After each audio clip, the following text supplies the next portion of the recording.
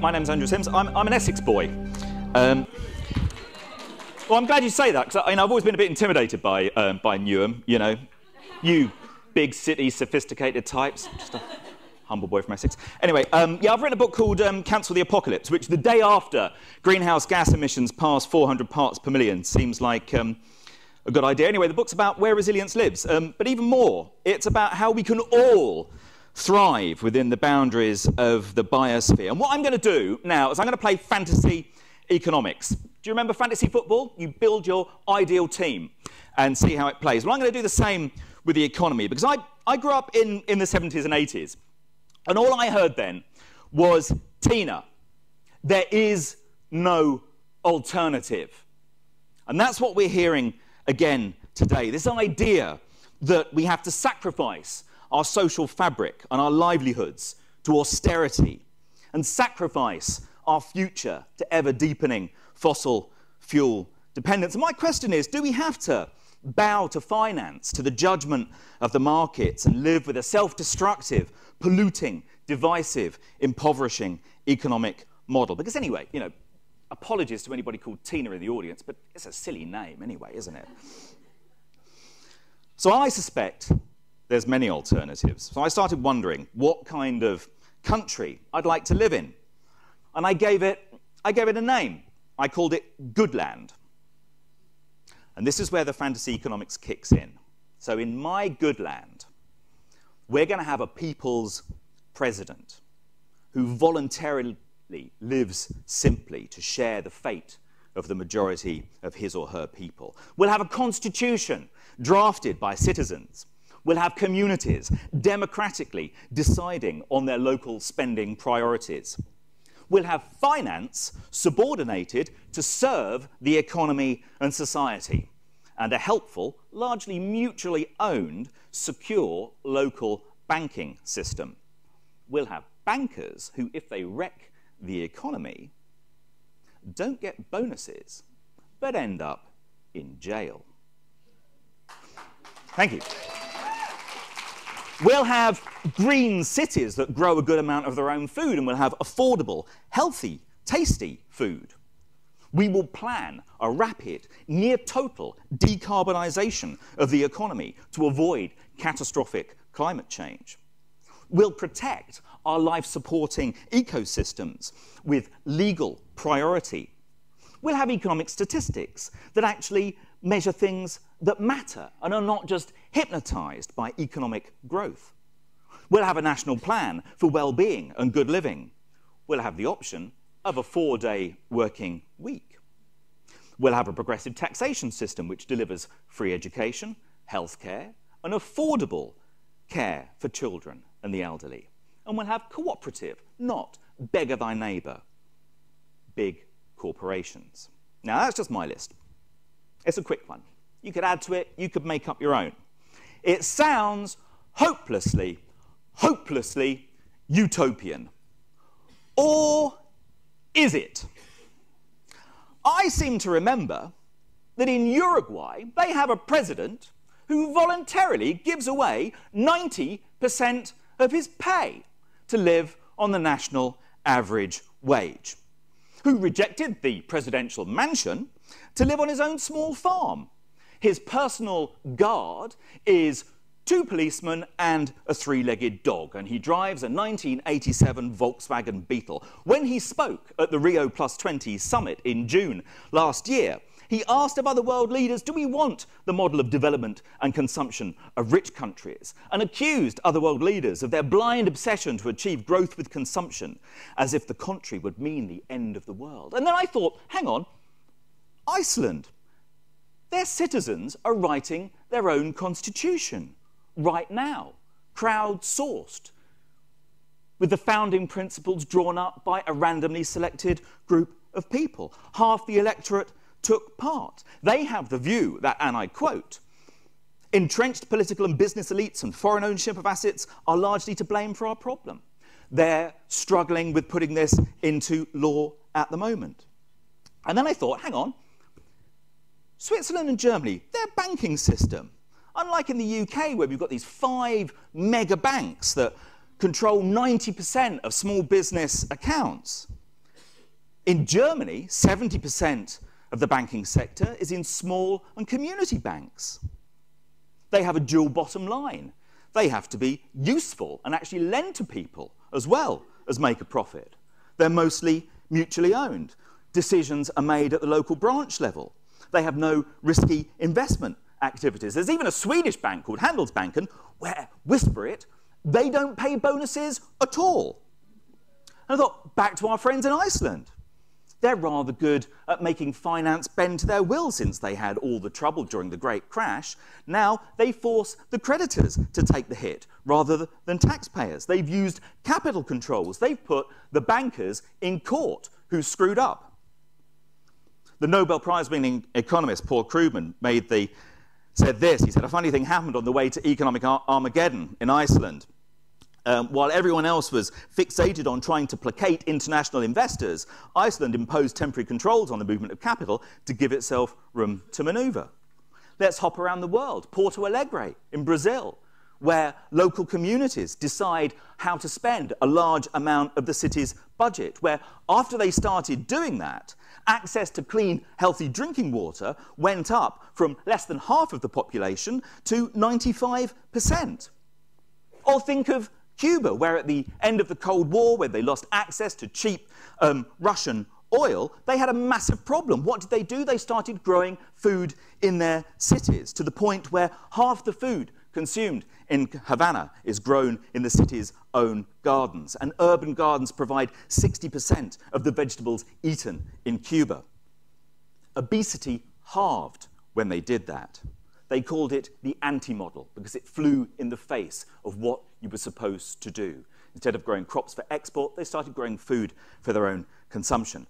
And as we think about how the supermarkets dominate our food system, it's useful to remember, if you think about what's really good food in the world, think about the food you can get in France, in Italy, or India. It's all based on simple fruit and vegetables, lots of vegetables, maximum diversity, just a little bit of meat. It's peasant cooking. We don't need to be spoon-fed by the big supermarkets. Decarbonising the economy. That's quite a big one at the moment as we dance on the edge of potentially irreversible climate change. Well, in Nicaragua, they're planning to almost completely phase out fossil fuels by 2017. The first territory in the world to do so already is the group of islands in the South Pacific called Tokelau. Became completely renewably powered in 2012. The island of Egg in Scotland, the Danish island of Samso, Sweden's largest island of Goodland, all planning to go fossil fuel free. In Bolivia, they introduced a law called the Mother Earth Law, which places protection of life-supporting ecosystems above all other considerations. And in practice, it's pushing them towards renewable energy, introducing audits of all their companies to make sure that they're environmentally sustainable, and it's reducing emissions. Ecuador has a national plan for good living, where they're going to cut deforestation by 30% by 2030 and build, I quote, a democratic state for well-being.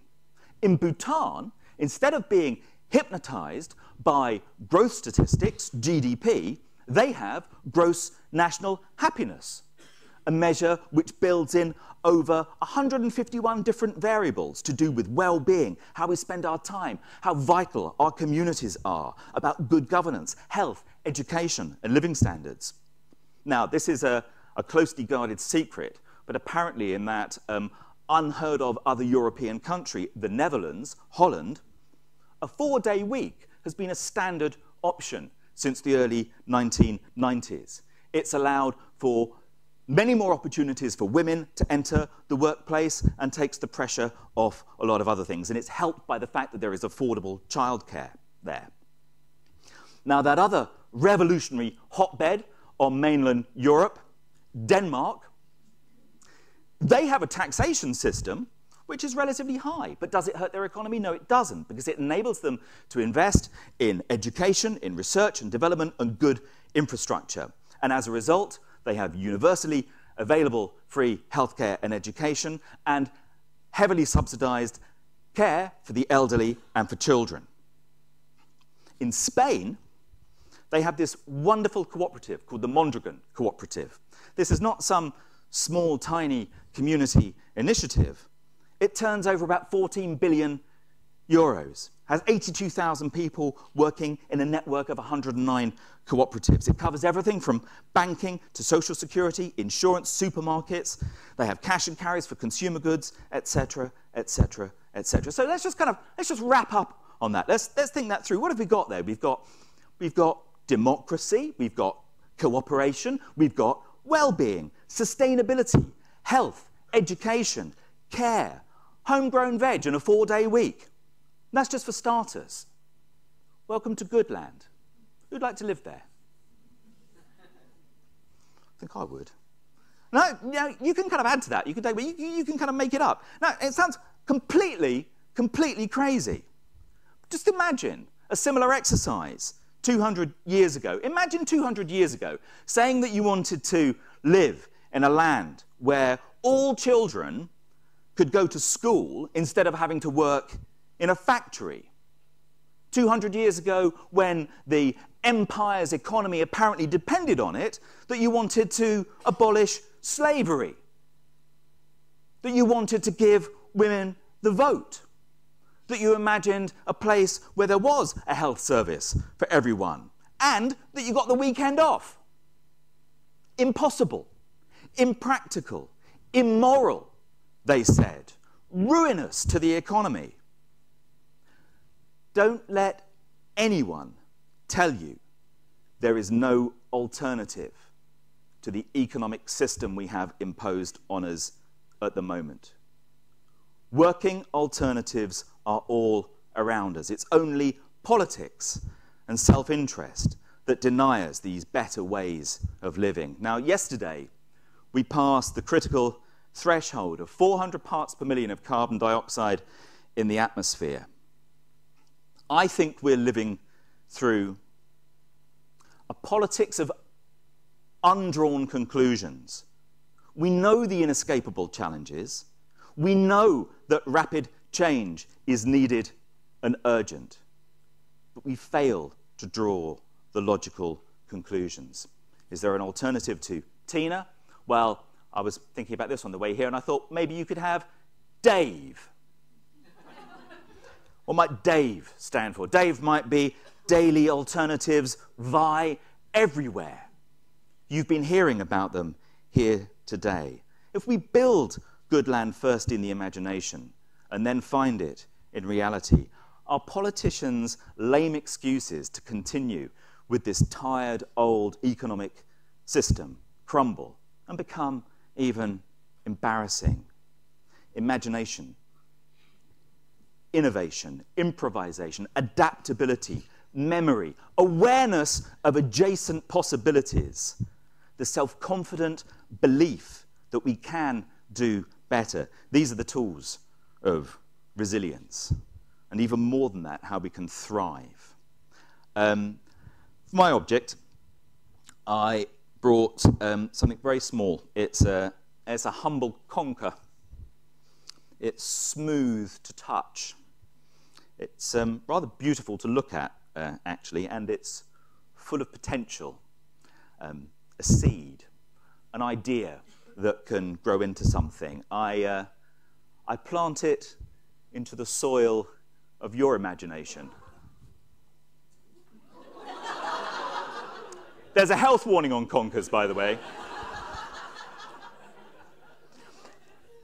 As the great sociologist Zygmunt Bauman said, the good society is the society that thinks it's not yet good enough. He thought utopias were not things that actually were meant to be real. They're things that you worked towards. He calls gardeners obsessive-compulsive utopians because you're always trying to dig over the soil to make it better, to keep the weeds down, to grow the kind of things that you want to grow. But Oscar Wilde said, a map of the world that does not include utopia is not even worth glancing at. And I'll finish and leave you with the thought of one of my favourite writers, is a Welsh writer who died some time ago called Raymond Williams, who wrote that to be truly radical is to make hope possible rather than despair convincing. And ladies and gentlemen, the reason that you're all in this room and why I applaud you for being here and all the initiatives that you're involved in is because you reject the idea that there is no alternative and you are out building a better world. So thank you for being here and thank you for listening to me. Thank you.